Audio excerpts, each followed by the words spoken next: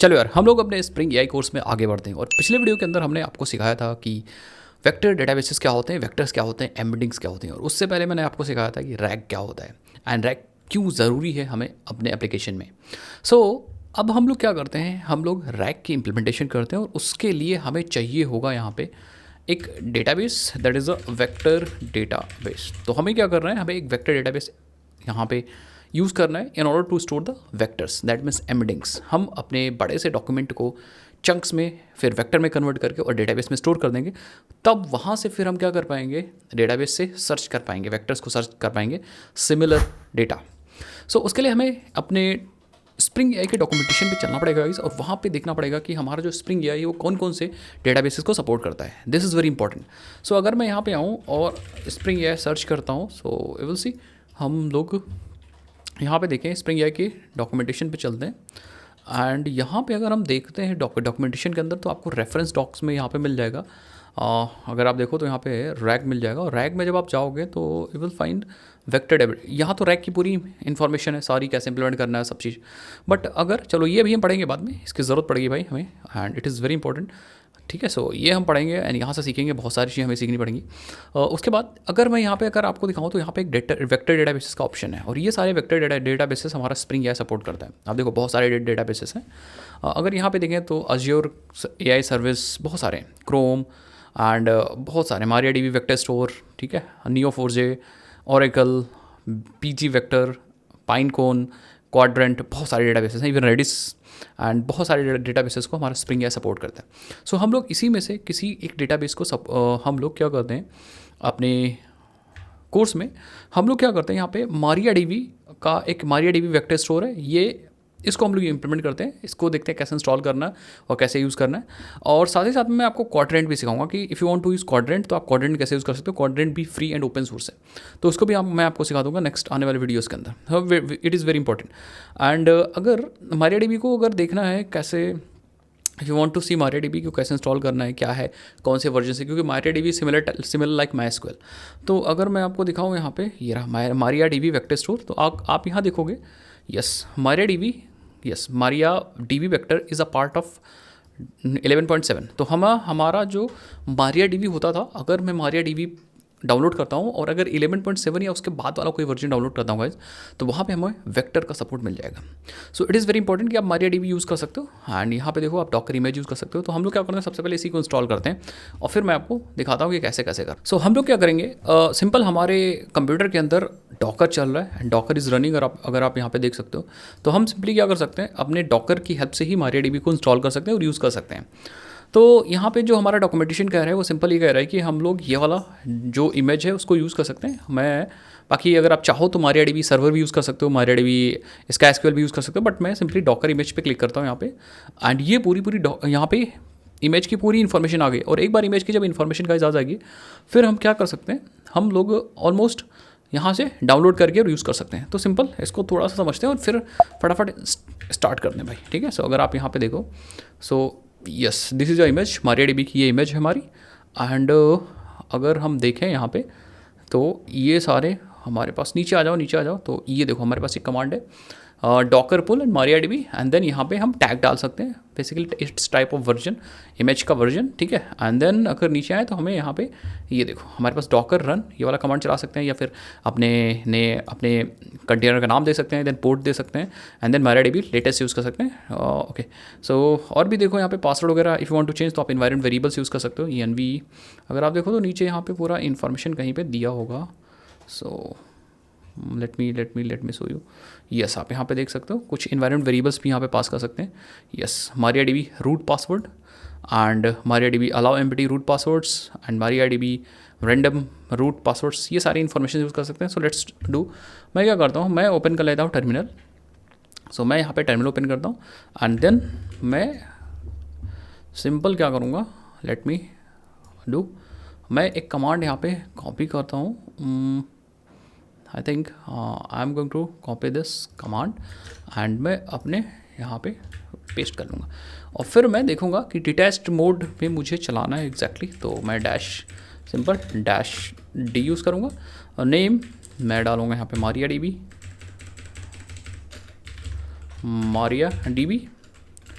Maria DB डाल दो, Maria DB 1 and ENV में मारिया DB रूट पासवर्ड जो होगा वो हमारा होगा कुछ ऐसा, ठीक है, रूट 1 2 3 4। एंड एक चीज़ और पास करूँगा यहाँ पे, पोर्ट। सो पोर्ट के लिए देखते हैं हमारे पास environment variable, I think if you want, अच्छा पोर्ट फॉरवर्डिंग मैं यूज़ करूँगा P, क्योंकि इनसाइड द कंटेनर हमारा पोर्ट जो होगा वो 006 होगा, यस, बट मैं P यूज़ करके उसको 008 पे करूँगा, क्योंकि 006 पे 3306 पे हमारा ऑलरेडी MySQL चल रहा है, तो 3306 जो कि कंटेनर के अंदर होगा उसको मैं होस्ट मशीन पे चेंज करूँगा। कैसे, लेट मी शो यू। सो यहाँ पे एनवायरनमेंट वेरिएबल के जस्ट बगल में नेम के बाद मैं यूज़ करूँगा -P एंड मैं अपने कंप्यूटर मशीन के अंदर होस्ट मशीन में यूज़ करूँगा 3308 और जो हमारा कंटेनर के अंदर पोर्ट है वो 3306 है। मुझे लगता है बस इतने से काम हो जाएगा हमारा। लेट्स और मैं यहाँ पे यूज़ करने वाला हूँ, क्योंकि हमने अभी डॉक्यूमेंटेशन में गाइस पढ़ा था कि 11.7 के बाद वेक्टर का सपोर्ट है, तो मैं यहाँ पे यूज़ करूँगा 11.8, ठीक है, and here we go, enter कर दूँगा। ओके, सो डॉलर लिख के आ गया भाई, डॉलर हटा देना है, ठीक है, यस, क्योंकि हम लोगों ने कॉपी पेस्ट किया था, तो डॉलर हटा देंगे, एंटर कर देंगे। So you will see, yes, हमारा कंटेनर चालू हो चुका है। एंड याद रखिए नाम हमारा है मारिया DB 1 कंटेनर का नाम, एंड पोर्ट होस्ट मशीन में 3308 है, बट कंटेनर के अंदर 3306, एंड जो रूट पासवर्ड है दैट इज रूट 1 2 3 4। एंड ये था इमेज। सो अगर मैं यहाँ पे ओपन करता हूँ अपना, ठीक है, डेस्कटॉप, सो आप देखोगे यहाँ पे मारिया DB 1 नाम से कंटेनर चालू है, एंड आप देख सकते हो यहाँ पे 3308 पोर्ट पे हमारा चल रहा, पासवर्ड है रूट 1 2 3 4। अब हम इसको कनेक्ट करते हैं किसी GUI से, तो हमारे पास यहाँ पे एक GUI है DB वेबर। सो यहाँ पे हमारे पास एक मैं कनेक्शन क्रिएट कर लूँगा। कनेक्शन क्रिएट में यहाँ पे मैं चूज़ करूँगा Maria DB, and then driver वगैरह डाउनलोड करने के लिए बोलेगा तो ड्राइवर वगैरह डाउनलोड कर लूँगा, ठीक है। So let me do that. इसका नाम डाल देते हैं हम लोग, इसका नाम होस्ट, ठीक है, लोकल होस्ट पे चल रहा है, पोर्ट है 3308, एंड डेटाबेस अभी तो हमारे पास कोई है नहीं, मैंने दिया ही नहीं, बाद में बना लेंगे भाई, ठीक है। एंड लोकल होस्ट है, ठीक है, यूज़र नेम रूट का जो पासवर्ड होगा रूट 1 2 3 4। एंड देन मैं क्या करता हूँ, एक बार कनेक्शन टेस्ट करता हूँ, you will see connected, and okay करेंगे, एंड देन फिनिश कर देंगे। सो यस, देन फाइनली ये रहा हमारा कनेक्शन लोकल होस्ट, ये इसको ओपन करेंगे, डेटाबेसेस में जाएंगे तो हमारे पास सिस है, बस यहाँ पे एक डेटाबेस सिस है। अब हम इसके अंदर डेटाबेस बना सकते हैं, जैसे हम स्प्रिंग AI, एंड देन इसी डेटाबेस के साथ कनेक्ट कर सकते हैं। इसके अंदर हमारे पास वेक्टर जाएंगे, और हमें वेक्टर का सपोर्ट मिल रहा है कि नहीं मिल रहा है, इसके लिए मैं क्या करूँगा, अपने डेटाबेस पर राइट क्लिक करूँगा और एक टेबल बनाऊँगा। सो टेबल्स पे क्लिक करते हैं, न्यू टेबल पे जाते हैं, एंड यहाँ पे मैं एक नया कॉलम बनाता हूँ, इसका टाइप देखता हूँ। अगर आप टाइप देखोगे तो यहाँ पे अगर नीचे जाओगे तो ये देखो आपके पास यहाँ पे एक वेक्टर टाइप है। इस वेक्टर टाइप की हेल्प से हम लोग अपने डेटाबेस के इस कॉलम के अंदर वेक्टर वो एम्बेडिंग्स को स्टोर कर सकते हैं। बस यही हमारा काम करेगा, एम्बेडिंग्स, दैट्स इट। हमारे पास यहाँ पे अब यहाँ पे रनिंग है हमारे पास मारिया DB, तो हम क्या करते हैं, इस अपने कनेक्शन का नाम चेंज करके लोकल होस्ट कोलन, या चलो local host colon Docker colon Maria DB रख देते हैं, ठीक है, मारिया DB रख देते हैं, सो दैट हमारे पास बहुत सारे कनेक्शन हो तो कन्फ्यूजन ना हो। तो we are actually using this. पुराना वाला हम क्या करते हैं, चलो रहने दो पुराना वाला, कोई दिक्कत।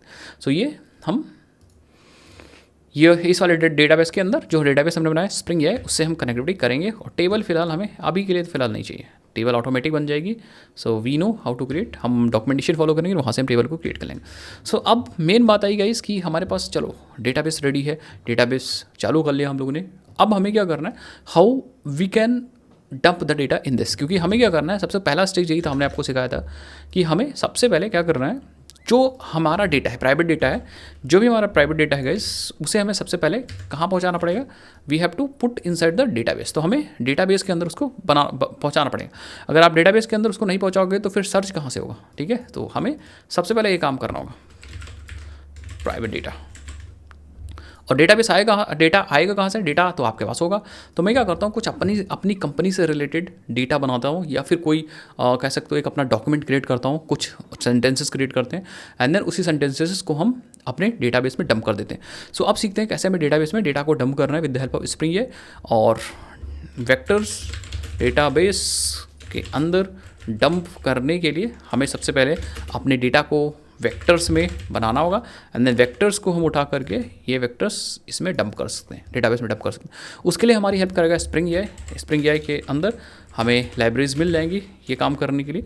सो ये काम हम स्प्रिंग एआई के अंदर जो लाइब्रेरी है उसकी हेल्प से कर सकते हैं। ओके, सो अब बहुत सारी चीज़ें आप कर सकते हो, पीडीएफ वगैरह भी अपने डेटाबेस में चंक्स बना के डाल सकते हो एंड बाकी वेक्टर्स क्या होते हैं ये सब चीज़ मैं ऑलरेडी पिछले वीडियो के अंदर डिस्कस कर चुका हूँ ना। वो तो अब हम लोग करते हैं, लेकिन हमें डायरेक्टली स्प्रिंग एआई की लाइब्रेरी यूज़ करने से पहले हमें ये चीज़ और समझना पड़ेगा कि हमें कौन कौन सी डिपेंडेंसी, कौन कौन सी मेवन या कौन कौन सी हमें pom.xml में कौन कौन सी डिपेंडेंसी चाहिए, फिर हम क्या कर पाएंगे, काम कर पाएंगे। तो अब हम देखो यहाँ पे वेक्टर डेटाबेस और रैक के लिए बहुत सारी चीज़ें चाहिए।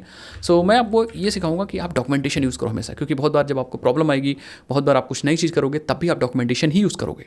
सो यहाँ पे आते हैं, अगर आप देखो नीचे आओ तो हमें ये सबसे पहले हमें चाहिए spring AI starter model open AI. So I think ये वाली डिपेंडेंसी तो हमारे पास है, क्योंकि हम लोग ने ओपन एआई यूज़ कर रहे हैं, तो ऑब्वियस ही बात है कि हम अपने मेमोरी ऐप के अंदर यहाँ पे यूज़ कर रहे हैं। ठीक है, अगर इफ़ यू वांट टू सी, आप देख सकते हो यहाँ पे हम लोग यूज़ कर रहे हैं। येस, तो स्प्रिंग एआई डिपेंडेंसी यूज़ ही कर रहे हैं भाई, क्योंकि हमें यहाँ पे ओपन एआई यूज़ करना है एज अ मॉडल, या ओपन एआई का मॉडल यूज़ करना है, तो हम ओपन एआई तो यूज़ ही कर रहे हैं। नेक्स्ट अगर आप नीचे आओ तो आई थिंक ये हम मारिया डीबी की डॉक्यूमेंटेशन, यस ठीक है। तो हमारे पास नीचे आओ तो ये वाला तो है हमारे पास, लेकिन उससे ऊपर ही हमें ये वाली डिपेंडेंसी मिलेगी, spring AI starter vector store Maria dB. तो ये वाली डिपेंडेंसी चाहिए। Spring AI provides spring boot auto configuration for Maria dB vector store. तो हमें वेक्टर स्टोर चाहिए होगा वेक्टर से रिलेटेड ऑपरेशंस परफॉर्म करने के लिए, वेक्टर को सेव करना, निकालना, सिमिलरिटी सर्च, ये सारे काम करने के लिए। एंड उसके लिए ऑटो कॉन्फ़िगरेशन हमें ऑटोमेटिक मिल जाएगा, बस हमें ये वाली डिपेंडेंसी चाहिए। तो मैं एक काम करता हूँ, जो हमने पहले प्रोजेक्ट बनाया गाइस, उसमें मैं मिक्सअप नहीं करता हूँ, मैं एक काम करता हूँ, let's open in finder and हम क्या करते हैं, इसको कर लेते हैं कॉपी पेस्ट। ठीक है, कॉपी पेस्ट, और I think we have already a RAG application. हमारे पास रैग एप्लीकेशन ऑलरेडी है, या नहीं है तो हम क्या करते हैं, आई थिंक इसके अंदर कुछ है नहीं, yes we don't have RAG. तो मैं क्या करता हूँ, इस रैग एप्लीकेशन को उड़ा दो एंड मेमोरी ऐप को कॉपी कर लो एंड देन अगेन पेस्ट कर लो, या तो आप नए सिरे से स्प्रिंग इनिशियलाइजर कर दो। एंड इसको मैं कर दूंगा अपना और रैग ऐप, और इसको मैं ओपन कर लूँगा। यस, इसके अंदर सारी इन्फॉर्मेशन, ये सारी चीज़ें मिल जाएंगी। तो हम आप क्या करेंगे, चलेंगे और ओपन पे चलेंगे, और यहाँ पे जहाँ हमारा फोल्डर है यहाँ पे आएंगे, रैग ऐप सर्च करेंगे, यहाँ पे ये रहा, एंड कर लेंगे ओपन दिस विंडो पे क्लिक कर देंगे। यस, तो हमारा रैग ऐप ओपन हो जाएगा and it will take time, तो थोड़ा सा टाइम लग रहा है। तो यहाँ पे हमारा एप्लीकेशन गाइज ओपन हो गया। अब हम लोग क्या करते हैं, अब हम लोग डिपेंडेंसीज़ को लगाना स्टार्ट करते हैं। तो सबसे पहले जो गाइज हम लोग डिपेंडेंसी लगाएंगे, वहाँ पे हम लोग सबसे पहले ये वाली डिपेंडेंसी लगाते हैं। अब जो मारिया डीबी का डॉक्यूमेंटेशन था उसमें सिंपली यहाँ पे देखो, तो spring AI starter vector store Maria dB, ये हमें ऑटो कॉन्फ़िगरेशन प्रोवाइड कर देगा मारिया डीबी वेक्टर स्टोर का। तो हम ये डिपेंडेंसी कॉपी करते हैं and let's put this inside our pom.xml RAG application के अंदर आएंगे, और यहाँ पे हम अपने जस्ट यहाँ पे ये JDBC वाली है डिपेंडेंसी जो हम लोगों ने डेटाबेस यूज़ किया था फॉर स्टोरिंग द मेमोरी। तो इफ़ यू वांट तो आप इसको चाहो हटा दो, बट फिलहाल अभी के लिए रहने देते हैं, कोई दिक्कत वाली बात नहीं, क्योंकि हम कन्वर्सेशंस को अभी मेमोरी में रखेंगे। सो ये डिपेंडेंसी होगी। देन अगर नीचे आए तो यहाँ पे गाइस देखो, ये ओपन एआई वाली डिपेंडेंसी है, तो हमारे पास ऑलरेडी है, कोई दिक्कत वाली बात नहीं। अगर नीचे आए और तो ये हमें कॉन्फ़िगरेशन अभी करनी पड़ेगी, थोड़ी देर रुक जाओ, ठीक है। कुछ प्रॉपर्टीज़ अगर हम चाहते हैं तो यहाँ पे यूज़ करेंगे, बिल्कुल यूज़ करेंगे। उसके बाद स्कीमा वैलिडेशन एंड नीचे आते हैं तो यहाँ पे हम देखें तो हमारे पास यहाँ पे एक मारिया डीबी जावा क्लाइंट है, इसको यूज़ करना पड़ेगा। जैसे MySQL का डेटाबेस का अलग क्लाइंट होता है, वैसे ही हमारे पास हर एक डेटाबेस का अलग क्लाइंट है। तो हमारे पास मारिया डीबी क्लाइंट भी चाहिए, तो इसको हम कॉपी कर लेते हैं और इसको भी हम लोग लेते हैं चिपका, यहाँ पे हमने चिपका दिया। एंड नेक्स्ट अगर नीचे देखें तो मुझे लगता नहीं और कोई डिपेंडेंसी यहाँ पे लगाने की ज़रूरत है, आई डोंट थिंक, ठीक है। हाँ, बाकी ठीक है। JDBC BSI ये जो है हमारे पास डिपेंडेंसी, ये spring AI Maria dB store, ये तो हमें ऊपर ऑटो कॉन्फ़िगरेशन सारी मिल ही जाएंगी ऊपर। तो इसके बाद मुझे लगता नहीं कोई लगाने की ज़रूरत है, तो दो हमने लगा दिया। अब हम आते हैं अपने रैक के अंदर, तो रैक से रिलेटेड भी डिपेंडेंसीज एडवाइजर्स वगैरह चाहिए होंगे, तो हमें डिपेंडेंसी लगानी पड़ेगी। So come here, retrieval augmented dependency, retrieval augmented generation RAG पे आ जाते हैं, और यहाँ पे हमें चाहिए होगा ये स्प्रिंग ये एडवाइज़र वेक्टर स्टोर, इसको कॉपी करेंगे। ये डिपेंडेंसी क्या करेगा, ये हमें एडवाइज़र से रिलेटेड रैक के जितने भी एडवाइजर्स होंगे उनसे रिलेटेड सारी API हमें दे देगा। सो हम क्या करेंगे, ये देखो यहाँ पे जैसे फॉर एग्जांपल हमारे पास क्वेश्चन आंसर एडवाइज़र है, वेक्टर स्टोर मेमोरी एडवाइज़र है, तो ये सारे एडवाइजर्स हम यूज़ कर सकते हैं इस डिपेंडेंसी से। तो ये हमें यूज़ करना होगा, मैं आपको दिखाऊंगा। तो हम इसको कॉपी कर लेंगे और फिर अपने यहाँ पे आएंगे एंड जस्ट इसके नीचे हम चिपका देंगे, ठीक है। सो मुझे लग रहा है हमारे पास ये चीज़ आ गई। एक डिपेंडेंसी मुझे और चाहिए, नीचे आ जाओ अगर, yes, to use the retrieval augmented advisors you need to add this dependency, हमें ये भी चाहिए। सो मैं क्या करता हूँ, इसको भी कॉपी कर लेता हूँ, ये सारी डॉक्यूमेंटेशन में आपको मिल जाएगी and just here we go, ठीक है। आन ऊपर अब देखो डिपेंडेंसी समझ लो। पहले ये जो डिपेंडेंसी थी हमारे Spring AI starter vector store MariaDB, तो MariaDB का वेक्टर स्टोर से रिलेटेड सारी API हमें दे देगी, क्लासेस वगैरह। ये है Spring AI advisors vector store, तो एडवाइजर्स वेक्टर स्टोर से रिलेटेड एंड बाकी रैक के कॉन्सेप्ट्स के लिए हमारे पास ये डिपेंडेंसी है और ये है हमारे MariaDB क्लाइंट। इसके बाद हम क्या कर सकते हैं, और मेवन को रीलोड कर सकते हैं, यस। अगर आपको कोई फीचर नहीं चाहिए तो उस हिसाब से आप डिपेंडेंसीज को घटा बढ़ा सकते हो। अब मैं क्या करता हूँ, एक चीज़ और है, आई हैव सर्टेन वर्ड्स कह सकते हो, हमारे पास कुछ सेंटेंसेस हैं जावा से रिलेटेड, तो उस जावा से रिलेटेड जो सेंटेंसेस है उसको मैं लाऊंगा, मैं आपको दिखा दूँ पहले। सो आई हैव दी सेंटेंसेस, ठीक है। सो मैं एक फ़ाइल बना लेता हूँ आपको बस समझाने के लिए, new it's like I want to new file बस, हाँ, या फिर मैं आपको समझा देता हूँ कहीं यहीं पे, ठीक है। ये तो टोकन प्रिंट एडवाइजर, इसकी हमें ज़रूरत नहीं है फ़िलहाल। मैं क्या करता हूँ, लेट मी ओपन सबलाइम, एक बार मैं सबलाइम ओपन कर लेता हूँ, वहाँ पे आपको दिखाता हूँ कि हमारे पास कुछ सेंटेंसेस है, उनका ही मैं यहाँ पे यूज़ करने वाला हूँ, यस। तो ये ठीक है। सो हमारे पास स्ट्रिंग है एक तरीके का, ये स्ट्रिंग है, ठीक है, कॉमा है, फिर दूसरी स्ट्रिंग है, फिर कॉमा है, तीसरी स्ट्रिंग है, चौथी स्ट्रिंग, ऐसे करके सारी स्ट्रिंग्स हैं कॉमा से सेपरेटेड है, तो मैं इनको डायरेक्टली लिस्ट में डाल सकता हूँ। तो मैं क्या करता हूँ, ऐसा करके बहुत सारे सेंटेंसेस जो होंगे उनको, उनके लिए मैं क्या करता हूँ, एक बना लेता हूँ हेल्पर क्लास, ठीक है। हाँ, इट्स लाइक हेल्पर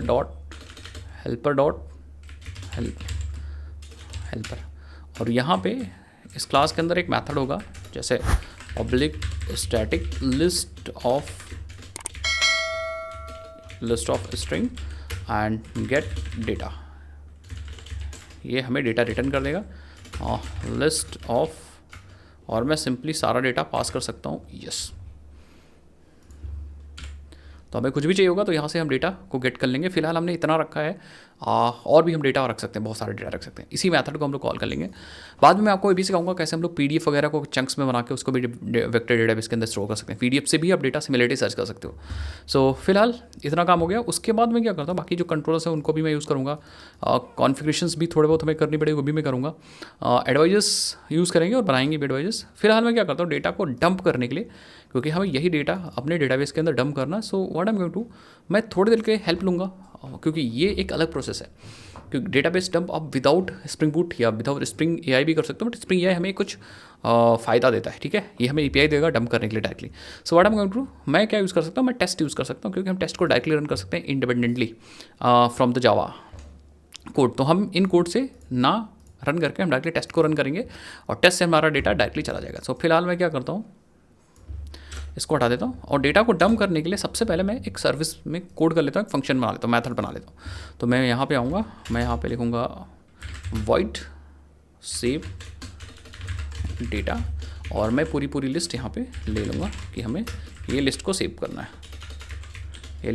है, और यहाँ पे हम लोग बना लेते हैं फंक्शन, यस। इस फंक्शन या इस मेथड के अंदर सारा कोड होगा, और ये काम करने के लिए हमें चाहिए होगा वेक्टर स्टोर, ठीक है, प्राइवेट वेक्टर स्टोर। और इंटरेस्टिंग बात क्या है कि हमें ये vector store automatic auto configure से ऑटो वाइड से मिल जाएगी, हमें कुछ करने की ज़रूरत नहीं है। तो हम डायरेक्टली यहाँ भी लिख सकते हैं, अदरवाइज़ हम क्या कर सकते हैं, इसको हम ऊपर डाल देते हैं, और अपने चैट इम्प्लीमेंटेशन के अंदर हम एक कंस्ट्रक्टर में प्राइवेट लिखने की ज़रूरत भी नहीं है, यहाँ पे डायरेक्टली वेक्टर स्टोर लिख सकते हो, और यहाँ पे this dot vector store equal to vector store, as simple as that.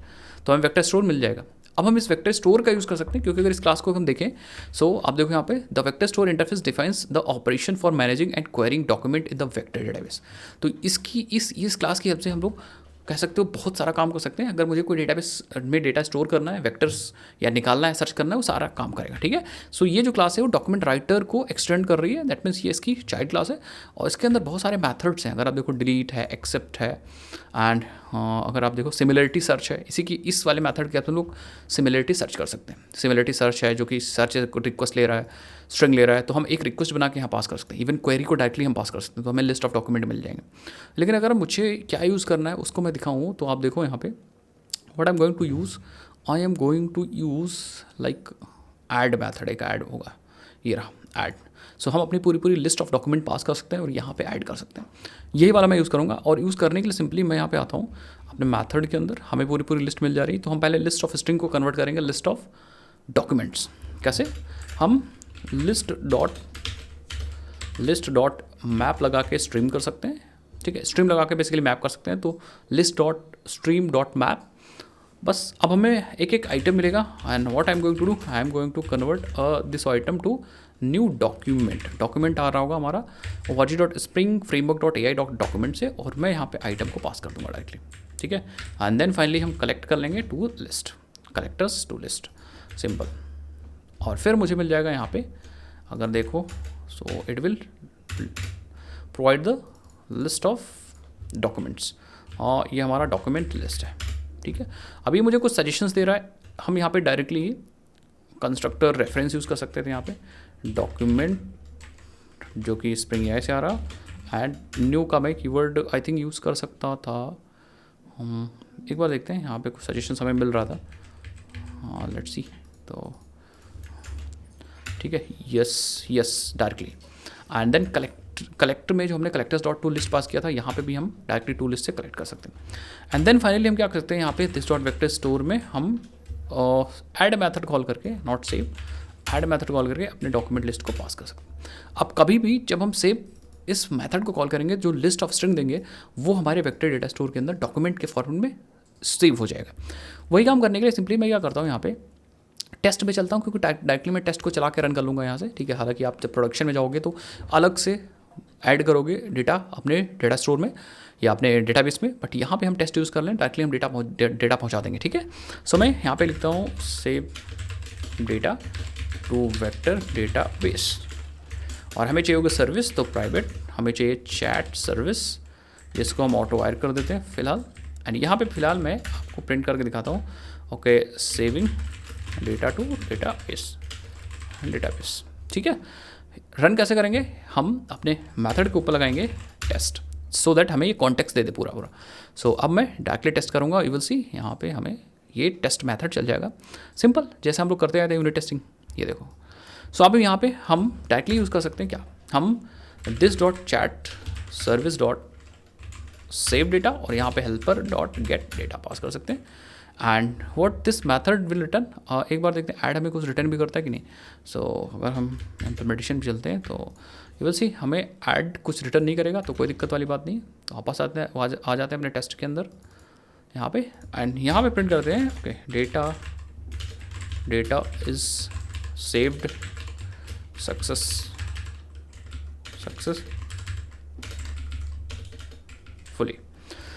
Now इस काम को करने के लिए हमें API की भी चाहिए होगी, तो हम टेस्ट वाले पैरामीटर में की लगाएंगे। देखो कैसे, टेस्ट वाले मेन में यहाँ पे आ जाते हैं। सो अगर आपको मैं दिखाता हूँ तो आई थिंक ये हमारा मेन है। यहाँ पे देखो एनवायरनमेंट वेरिएबल नहीं लगा हुआ है।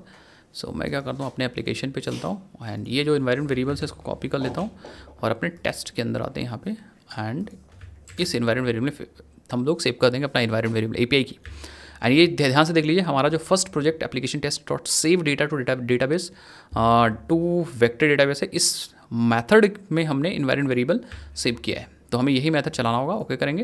एंड फिर मैं क्या करता हूँ, जस्ट रन दिस मेथड, देखते हैं क्या हमारा डेटा सेव हो जाता है, और सेव होता है, टेबल्स बनती है, क्या होता है, लेट्स सी। सो मैंने रन कर दिया है, एंड लेट्स सी। सो आप देखो यहाँ पे कुछ एरर आ गई, एरर कह रहा है कि ओके सो यहाँ पे देखो बैड एसक्यूएल कुछ बता रहा है, इंसर्ट वगैरह नहीं कर पाया। सो आई थिंक इंसर्ट नहीं कर पाया, टेबल नहीं बनी। टेबल नहीं बनी क्यों नहीं बनी? क्योंकि हम लोगों ने कॉन्फ़िगरेशंस गड़बड़ किया, कॉन्फ़िगरेशन एक्चुअली हमने किया ही नहीं।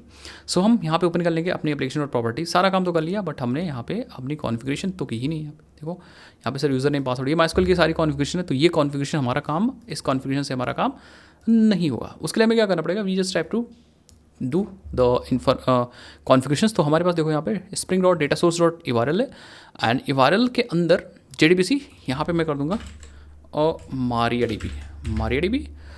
ये कॉन्फ़िगरेशंस आप देख भी सकते हो यहाँ से।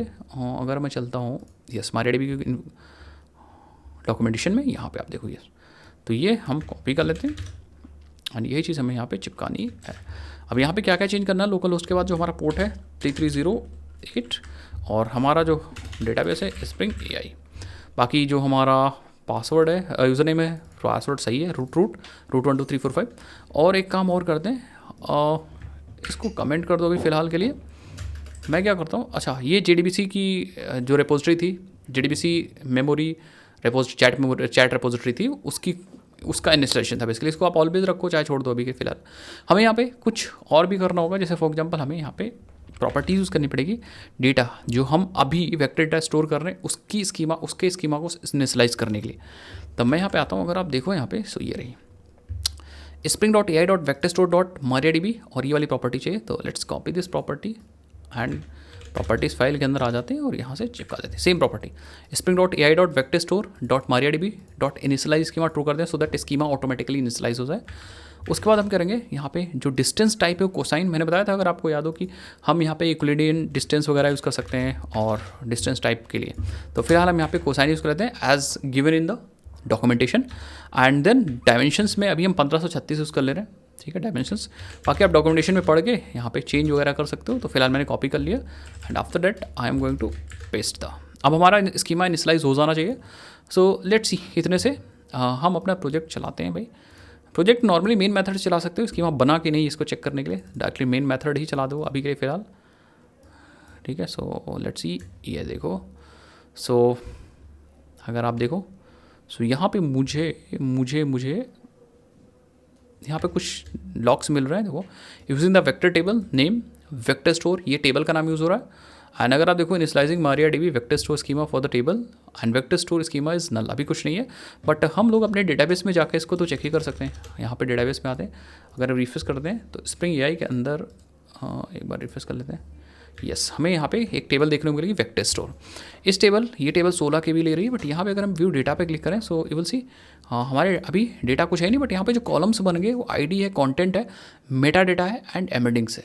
अब अगर हम प्रॉपर्टीज़ में चलें, यहाँ पे देखें तो कॉलम्स में देखें ID जो है UUID टाइप की है, कंटेंट है वो टेक्स्ट टाइप का है, ठीक है, और मेटा डेटा है वो लॉन्ग टेक्स्ट है, बट जो एम्बेडिंग्स है वो हमारे वेक्टर टाइप की है। और ये जो 1536 दिया था इट इज़ लाइक कि भैया उसकी साइज़ क्या है वेक्टर की, जैसे हम लोग लेते थे, बट ये वेक्टर के टर्म में इसको डायमेंशंस बोलते हैं। आई होप आपको समझ में आया होगा, ठीक है। अब ये बन गया, अब हम अपना डेटा को डंप कर सकते हैं और अब अपना टेस्ट यहाँ पे चलाएंगे। लेट्स सी, अब हम अपना टेस्ट चलाते हैं, देखते हैं वो सारा डेटा हमारा आता है कि नहीं आता। सो यहाँ पे हम अपना टेस्ट चला दिए। API की इज़ मैंडेटरी, तो हमने टेस्ट के अंदर API की डाल दी थी थोड़ी देर पहले, मैंने आपको दिखाया था। So saving data to database it will take some time, और आप यहाँ पे देखोगे हमारा टेस्ट सक्सेसफुल हो गया और यहाँ पे डेटा इज सेव टू या सेव सक्सेसफुली। अब अगर यहाँ पे आते हैं अपने डेटाबेस के अंदर and let's go to the data and इसको रिफ्रेश करते हैं, यू विल सी हमारा डेटा यहाँ पे आ चुका है। एंड अगर आप देखो यहाँ पे तो ये रही ID, ठीक है। सो मैं थोड़ा सा इसको इधर कर देता हूँ। ये रही ID हमारी सारे डॉक्यूमेंट्स की जो हमने डाले, सेंटेंसेस, ये है कंटेंट हमारा और ये है मेटा डेटा, ये ऑब्जेक्ट टाइप एक तरीका कह सकते हो। एंड ये है एम्बेडिंग्स जो कि दिखेगी नहीं भाई, ठीक है, ये है embeddings.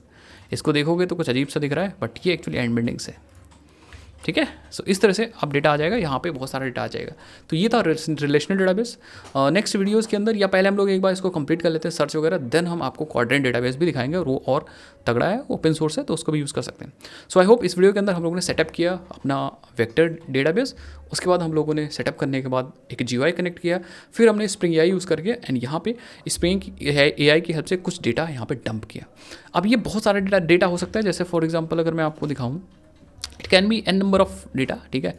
So let me show you. जैसे हमारे पास एक हेल्पर मैंने क्लास यहाँ पे बना रखी है और हमने कुछ यहाँ पे लिख रखा है, इट्स लाइक बहुत सारा डेटा है। ठीक है, पाइथन, जावा, जावास्क्रिप्ट के बारे में कुछ सेंटेंस लिख रखे हैं और हम कोशिश करेंगे कि जो हमारा चैट बॉट होगा या जो हमारा LLM है वो इन्हीं सेंटेंसेस में से रिस्पॉन्स दे जो हमने यहाँ पे यूज़ किया, जो हमने यहाँ पे डंप किया। अपार्ट फ्रॉम इसके अलावा कुछ कॉन्टेक्स्ट उससे पूछ रहे हो तो वो ना रिस्पॉन्स दे। इस तरह से हम अपने चैट बॉट को या अपने LLM या अपने प्रोजेक्ट को डिज़ाइन करेंगे। सो वो बाकी चीज़ हम लोग नेक्स्ट वीडियो के अंदर करते हैं कि कैसे अब हम लोग क्वेरी करेंगे और कैसे इसको निकाल के हम अपने प्रॉम्प्ट के अंदर लगाएंगे एंड देन हमें कैसे जो रैग सर्च है या सिमिलरिटी सर्च है वो कैसे काम कर रहा है एंड कैसे हम प्रॉम्प्ट के अंदर अपनी डॉक्यूमेंट्स को फेच करते हैं एंड देन उसको LLM तक भेजते हैं।